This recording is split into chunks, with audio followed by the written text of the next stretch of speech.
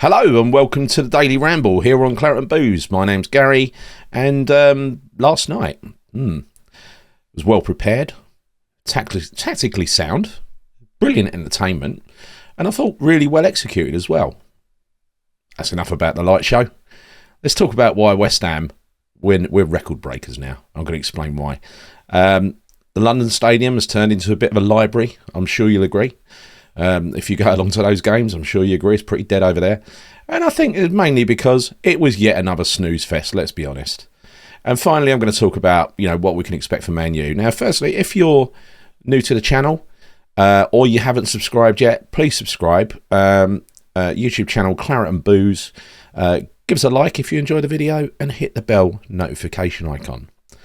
So, on with the first story, record breakers. Why are we record breakers? And last night was our 6th consecutive home win in all competitions. And we haven't done that since we won 5 in a row in 1999, 23 years ago. God, we have it hard as West Ham fans, don't we? The next target, actually, is 10 home wins in a row, and that was set in 1997.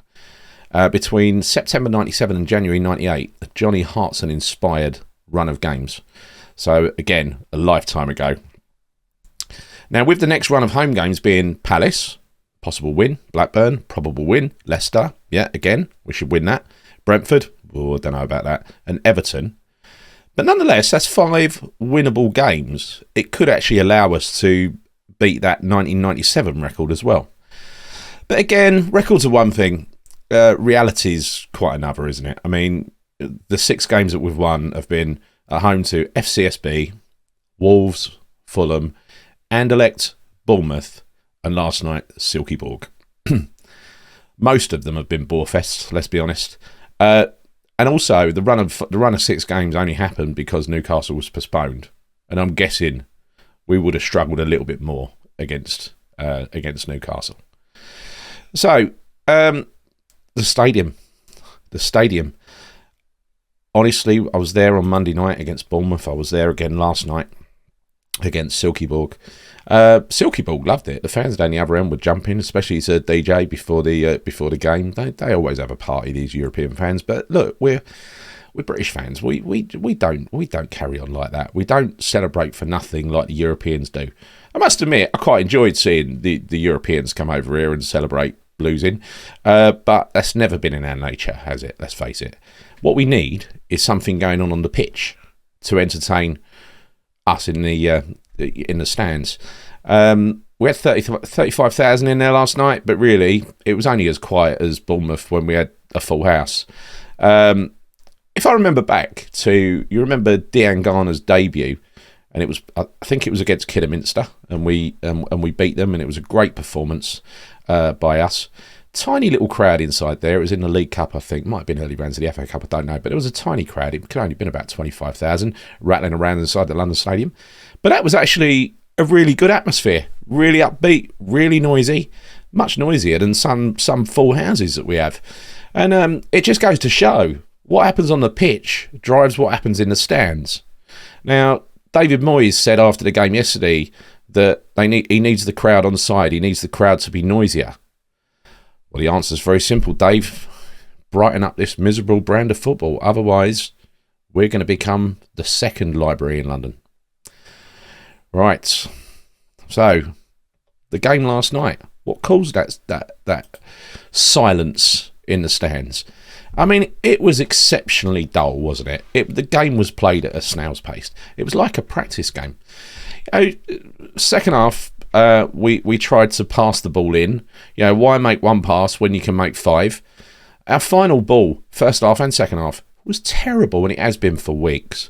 And our set pieces are terrible as well. I'll think back to the Southampton game that I went to, where we seemed to have an endless number of corners. And my God, none of them were any good. I mean, are we saying that we can't be threatening from a corner unless Craig Dawson's in the side? Now, I know we scored from a corner after about the 15th attempt the other night against Bournemouth, but honestly, that's not, that's not what we were doing last year with set pieces. We were putting set pieces on the button last year. Our routines were second to none. We were catching defences out, and we're not doing that this time around. It's terrible. Another thing I just want to comment on last night, and that is Antonio. What's wrong with him? I mean, on the face of it, he looks quite disinterested. I don't know whether he's low in confidence, because it's unlike Mickey to be disinterested. I don't believe that. I think that's just the way it seems. He tries hard. He always tries hard, but he seems to be going down far too easily. He went down easily for the penalty. Thank God he did, because I don't think otherwise we would have scored. You know, I thought that he would be a really good impact player from the bench. It's not looking that way. He came on the other night against Bournemouth. He was awful, let's face it. He came on today, and to me, it was reminiscent of the performances we got from Antonio after he'd been flying around the world last season. Right, he looked heavy-legged. It didn't seem up for it.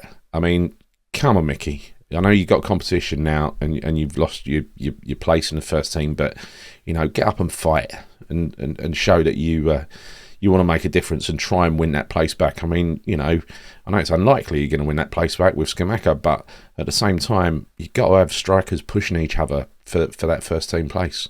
You can't have one, sort of giving up. And to me, at the moment, that's what it feels like he's kind of done. I hope he hasn't. I hope he's just going for a rough patch. But anyway, look, we won. And we won the group. So mission accomplished, I guess, right? But 2 nights I've trudged over to the London Stadium. And 2 nights, this week. And 2 nights, it's been exceptionally dull. There were 2 positives last night. Benny was excellent again. And also, he was taken off, so that probably suggests that he's going to be playing against Man U on Sunday. And the big highlight for me was Aguerd. Naif Aguerd, apparently David Moyes, he called him Nathan in training, and apparently that's stuck. All the other players called him Nathan now. So Nathan Aguerd, he looked fantastic. Lovely player. Very comfy in a back three in the heart of the defence. He's got the pace to make up a lot of space very quickly. He's got a wide range of short and long passes. His long passes were borderline spectacular sometimes. He's dominant, pacey, and a leader. And we need a leader, because without Dawson, whenever Dawson plays, he is the leader in that defence. We need a leader. I hope Dawson comes back on Sunday, because Naif, he played 75 minutes last night, but I dare say he's not going to be ready for a couple of weeks. But anyway, look, that's a positive. I think with all the players we've signed, we've spent our money very well, and that is a really good sign. A really good sign that we've got an excellent ball playing centre half. So looking ahead to the Man United game on Sunday, I expect us to go there with a back 10. I think Downs will play in the number 10 role again. It's like a false number 10. I think Benny will play as our only flair outlet. I think it'll be the same team pretty much that started against Bournemouth, albeit I've heard that Bowen is now carrying a knock, some form of ankle injury, so that could rule him out. That's bad news. That suggests an even more rigid formation if that happens. I don't think Cornet's ready yet either. I think he's still carrying... there's this rumour that he needs to be 100% fit, or he doesn't declare himself fit. He's still carrying a slight strain of some kind. We need him back. Big time.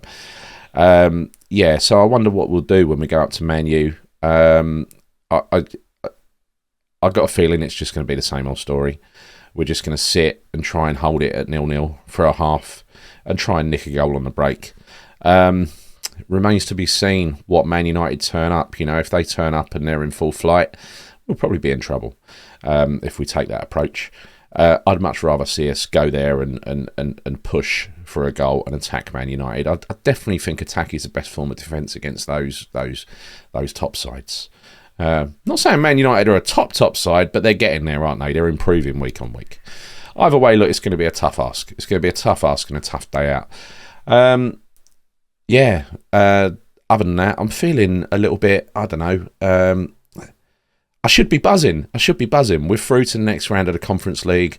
We're halfway up in the Premier League table after recovery, but it just feels like after going to all of these games recently, except for the Liverpool one, it just feels to me that there's a bit of spirit missing at West Ham, and I wish it had come back. Let's just hope that after, I think the next game is at home to Palace after Man United Sunday week. Let's hope that for Palace, that is where we should really be aiming. That we can get Paqueta back, that we can get Bowen back. Apparently, Paqueta's training with the first team now, so that's looking promising. And get some semblance of, let's assemble a team that's going to go after Palace and try to win the game, please. And Dave, back to your point. If you want the crowd to be on your side, if you want the crowd to be noisy, you've really got to make something happen on the pitch that gets them excited. I'm sorry, that's the way it is. We're not Danish, we're not Romanian, we're British football fans, so you know how it works. Anyway, look, that's it from me. Enough moaning for a day. If you've enjoyed this video, please subscribe to the channel Claret and Booze, give us a like and hit the bell notification icon. Until next time, see you soon, and come on you irons.